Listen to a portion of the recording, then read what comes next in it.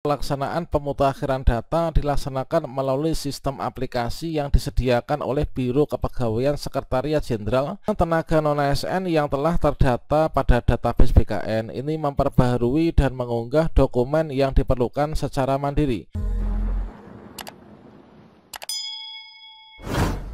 Kabar gembira bagi teman-teman termasuk yang sudah terdaftar di database BKN yang berjumlah sekitar 1,7 juta non-ASN, ini nanti akan diangkat P3K tahun 2024, entah itu P3K penuh waktu maupun juga P3K paruh waktu. Namun pemerintah di sini harus memastikan bahwa teman-teman di sini masih terverifal ya, dan juga di sini sudah kondisi terupdate supaya nanti bisa terangkat untuk P3K 2024.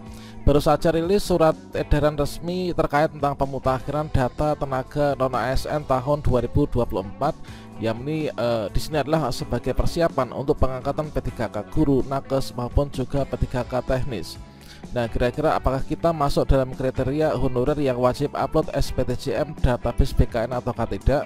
Kemudian jadwalnya kapan dan juga caranya bagaimana? Silahkan simak video ini sampai selesai. Namun sebelum kita lanjutkan, perlu saya ingatkan, bagi teman-teman yang mungkin baru saja menemukan channel ini, silakan klik tombol subscribe-nya dan aktifkan notifikasi loncengnya, sehingga nanti jika ada update video terbaru, kalian tidak akan ketinggalan informasi. Sobat-sobatnya, seperti yang kita ketahui bahwa untuk progres penyelesaian tenaga non-ASN ini adalah untuk data terbaru, ini teman-teman masih terdapat 1,784 jutaan. Jadi dari awalnya data teman-teman yang sudah masuk dalam database BKN hasil pendataan tenaga non-ASN 2022 awalnya 2.355.092, kemudian di sini sudah lulus seleksi CPNS maupun juga P3K, yang sekarang ini tinggal 1.784.519 ya, terdiri dari 140.442 ini THK2, kemudian yang non THK2 itu ada 1.644.077.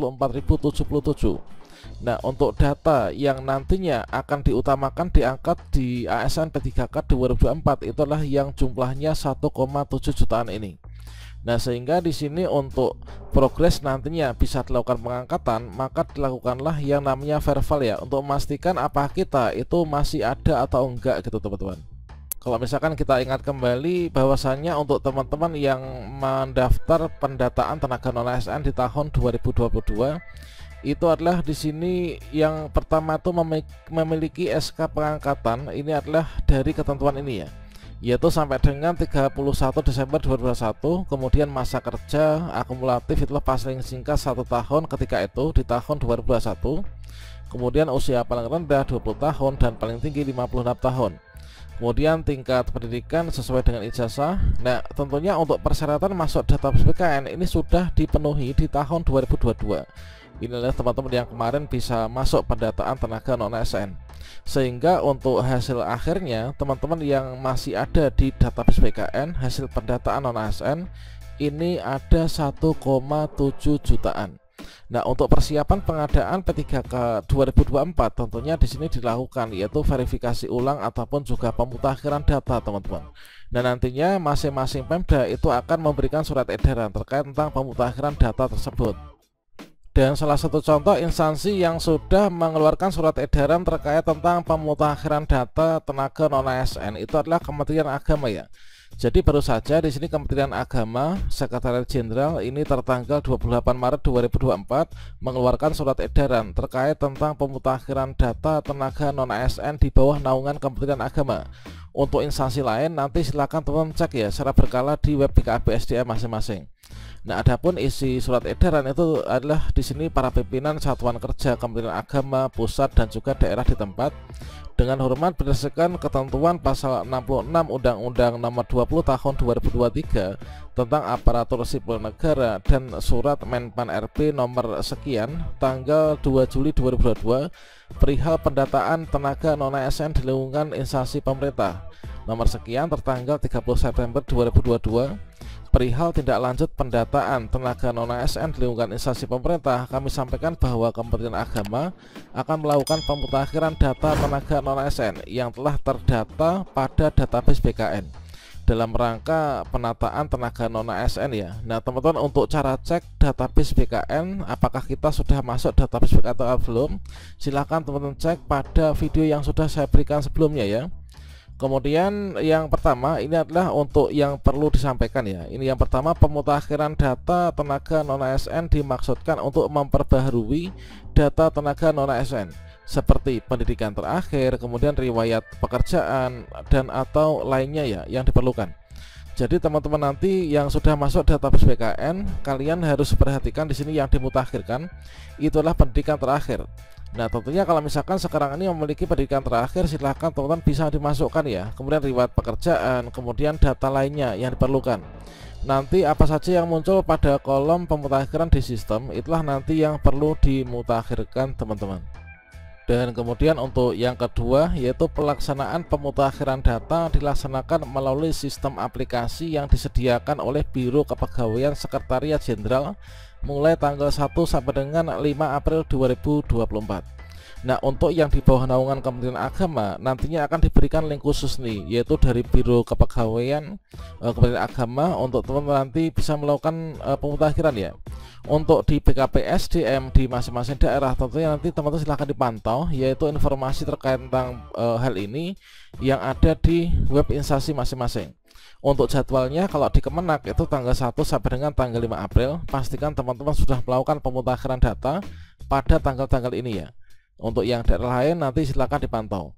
Kemudian yang ketiga, tenaga non-ASN yang telah terdata pada database BKN ini memperbaharui dan mengunggah dokumen yang diperlukan secara mandiri yang disertai dengan surat pernyataan tanggung jawab mutlak atau SPTJM bermateraikan Rp10.000 yang menyatakan bahwa data yang disampaikan itu sudah sesuai dengan ketentuan peraturan perundang-undangan.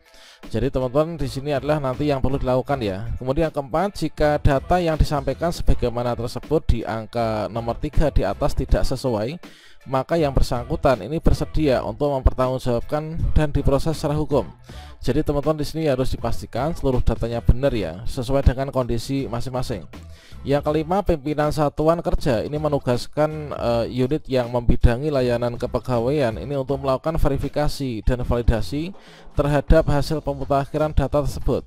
Nah tentunya kalau misalkan teman-teman yang di bawah naungan Kementerian Agama ini kan melakukan pemutakhiran data ya, dan nanti verifikatornya yaitu dari masing-masing instansi tersebut itu. Kemudian yang keenam, untuk layanan teknis dapat berkoordinasi dengan Biro Kepegawaian. Nah ini teman-teman, sehubungan dengan hal itu diharapkan menyampaikan pelaksanaan pemutakhiran data tenaga non-ASN yang telah terdata di database BKN di lingkup kerja saudara ya. Nah ini kemudian berikutnya ini ditandatangani langsung oleh Menteri Agama, Sekretaris Jenderal ya, atas nama Sekretaris Jenderal. Nah sekarang di sini kita cek untuk SPTJM-nya teman-teman.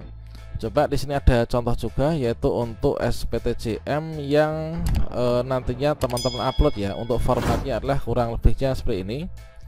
Jadi surat pernyataan tanggung jawab mutlak tenaga non-ASN Kementerian Agama, kemudian yang bertanda tangan adalah nama, kemudian nomor induk KTP, kemudian tanggal lahir, pendidikan terakhir, satuan kerja.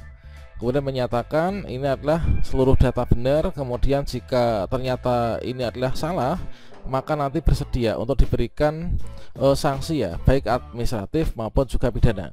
Kemudian di sini diisi kota, kemudian nanti tanggal, bulan dan tahun pembuatan dari surat pernyataan.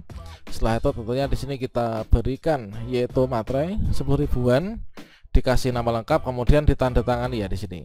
Nah ini silakan nanti teman-teman pantau untuk di masing-masing daerahnya. Nanti sebentar lagi juga akan ada surat edaran seperti ini. Dan untuk teman-teman yang di bawah naungan Kementerian Agama, jangan sampai terlewat ya dari jadwalnya.